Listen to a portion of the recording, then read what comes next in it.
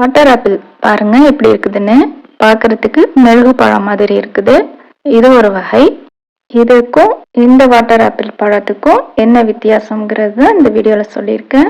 Juice செய்து கட்டியிருக்கேன். Skip பண்ணாம வீடியோ பாருங்க ஃப்ரெண்ட்ஸ். இப்போ பார்த்தீங்கன்னா இது ஒரு வகை வாட்டர் ஆப்பிள். எல்லாருக்குமே அதிகமாக தெரியும். சதைப்பற்று அதிகமாக இருக்கும், வாட்டர் கண்டென்ட் அதிகமாக இருக்கும். இந்த வாட்டர் ஆப்பிள் பார்த்தீங்கன்னா இந்த மாதிரி இருக்கும். விதைகள்லாம் 3 இருக்குதுங்க. பார்த்தீங்களா, 1 2 அல்லது 3 இருக்கும். இந்த வாட்டர் ஆப்பிள் பார்த்தீங்கன்னா நார் சத்து அதிகமாக இருக்குங்க. அதுதான் டிஃப்ரெண்ட். டேஸ்ட் ஒரே மாதிரி தாங்க இருக்கும். வாட்டர் ஆப்பிள் அல்லது ஜம்பக்கான்னு சொல்லுவோம்.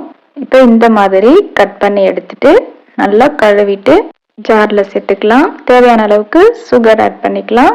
ரூஹப்சா சிரப் ஆட் பண்ணிக்கிறேன். ஒரு 2 டீஸ்பூன் அளவுக்கு. தேவையான அளவுக்கு தண்ணி சேர்த்துட்டு அரைச்சி எடுத்துடலாம்.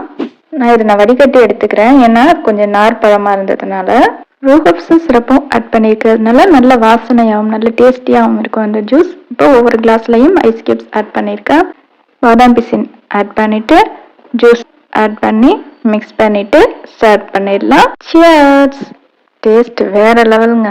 ட்ரை பண்ணி பாருங்க ஃப்ரெண்ட்ஸ். லைக் பண்ணி ஷேர் பண்ணுங்க ஃப்ரெண்ட்ஸ். இன்னும் நம்ம சேனலை சப்ஸ்கிரைப் பண்ணாம பார்க்குறீங்கன்னா சப்ஸ்கிரைப் பண்ணி சப்போர்ட் பண்ணுங்க ஃப்ரெண்ட்ஸ்.